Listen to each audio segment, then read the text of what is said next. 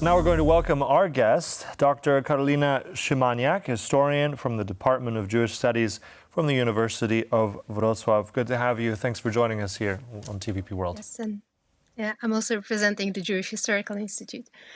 Well, glad that you're here with us. So let's just start with some of the basics. Tell us the main causes and reasons for this particular uprising. We know that there had already been, I think, deportations some months before that. Was that the main cause? Give us a bit more context. Well, yes, of course. So the Jewish Combat Organization was actually established during the first major deportation action in the Warsaw Ghetto in the summer of 1942. So this was a response to what was happening to the ghetto prisoners. And there was also the response to no hope and no foreseeable future that previously the ghetto prisoners and also the political forces that were behind the resistance could have hoped for some future. Here, this was really about fighting, as Kazik Simcha Rotem would say, for dignity, also for a choice of death, instead of going to the Treblinka camp, instead of going to the death camp, just fighting for yourself. But it's not only about the choice of death; it's also about establishing agency. We also have to imagine that most of the people who really were behind the armed resistance in the ghetto, they were young people, and they wanted to fight, and they wanted, and this is very important, to take revenge. And also this revenge feeling is very, very much present in the whole process of organizing the armed resistance in the ghetto. But the seeds of this resistance really go back even before the deportation action, the first deportation action of 1942, to the winter 1942. So the young people were really there. They were ready, and they wanted to do something actively even though they didn't have means to do that, no weapons, no skills. And tell us, the ghetto inhabitants, how did they prepare for it? Because obviously they had very limited resources. Yes, so when the Jewish Combat Organization was first established, so they had one pistol, and they started, of course, collecting whatever they could, grenades. Mainly they had grenades and revolvers. No, like machine guns, which also influenced the nature of the combat in the ghetto, because this was mainly the guerrilla style combat. And so they were preparing from scratch. They had to learn everything. They had to learn how to, use a gun. You have to imagine these are really like people in their 20s. They have no army skills. Of course, there were some people who had military really skills, but there were very few among them. And some of them, for example, there is one ghetto fighter, Miriam Schiffman of the Bund, the Jewish Socialist Party. She, before the uprising started, she was simply training to use the gun, and she shot herself, and she probably perished, or committed suicide during the uprising because she couldn't fight. So also these tragedies, and also these, the despair, but also the will to find is behind the preparation. They were also asking the Polish underground for help, for guns. There was not much help actually from the Polish resistance. Some help came, but this was not substantial. So this is how they were preparing. They were preparing in groups. We also have to understand that these are groups of friends, and these friendship networks are really essential for what happened in April 1943. Mm-hmm. And it's interesting, you mentioned there youth were involved. This is something that was very raw. You mentioned also elements of revenge, young people that didn't have any training with weapons.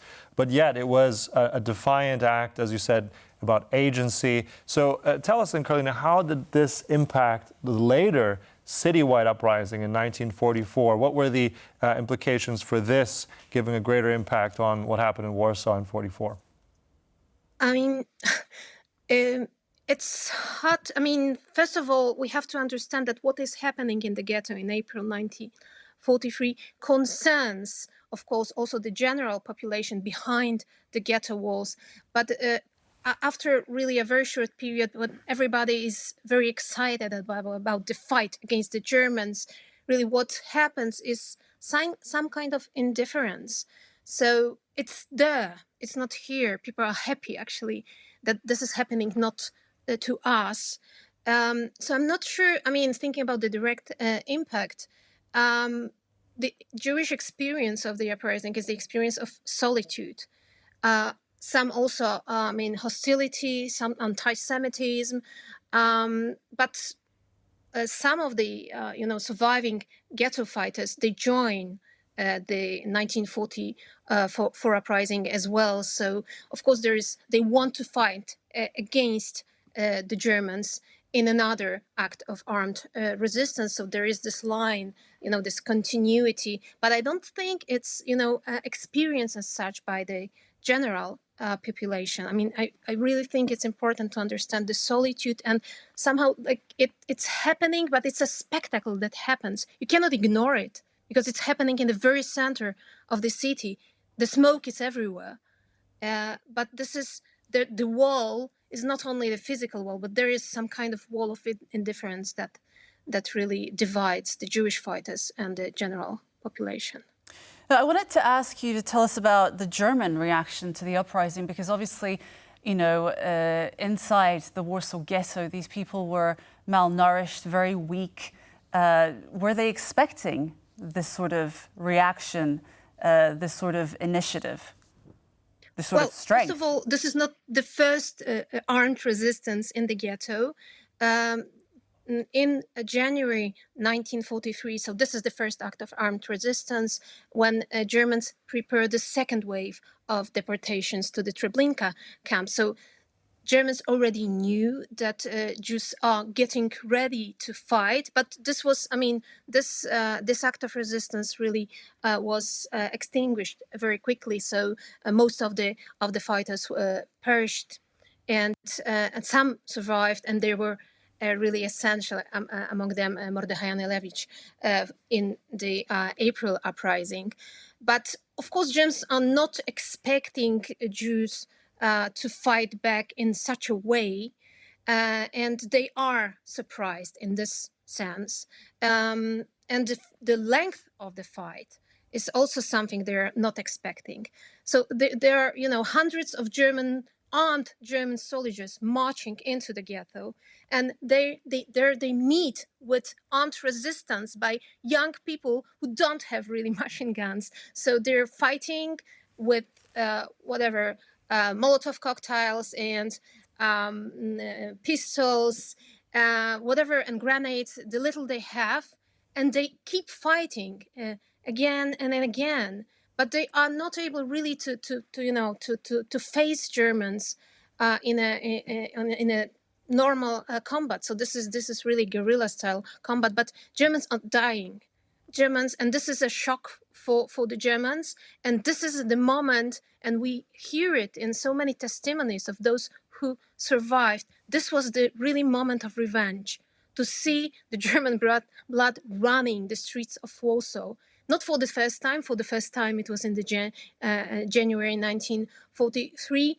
But this is really something that gives them not hope. They have no hope at that time.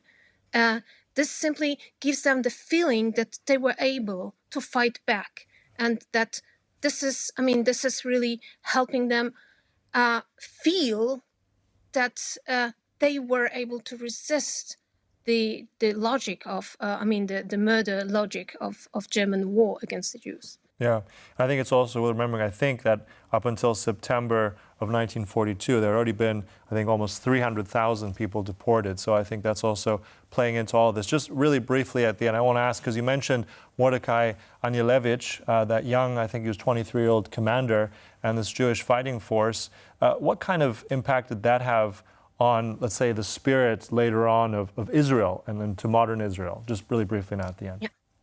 I mean, the uprising was actually important. I mean, if we think about who actually fought in the uprising, mostly these were representatives of different Zionist youth organizations, plus the representatives of the Jewish Socialist Party, the Bund, and also communists. There were also right-wing socialists fighting with another organization. So this was a really important myth for the new state of Israel. But we have to remember that the uprising was also used by other political contexts. So right after the war, different interpretations, different memory cultures are simply being established around this very event, and this helps also the young state of Israel. I mean, simply have this figure of a fighting Jewish youth,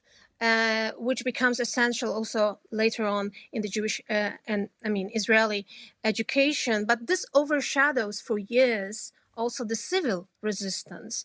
If we look at the monument of the Ghetto Uprising, we see the fighters in the front, but in the back there are people who are deported.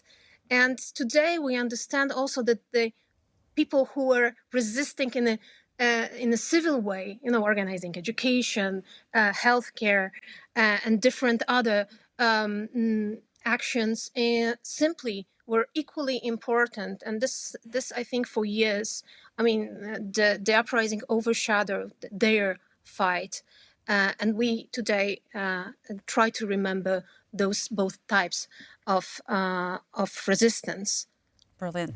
Dr. Karolina Szymaniak, historian from the Department of Jewish Studies from the University of Wrocław, thank you so much for all that wonderful insight. Thank you for that.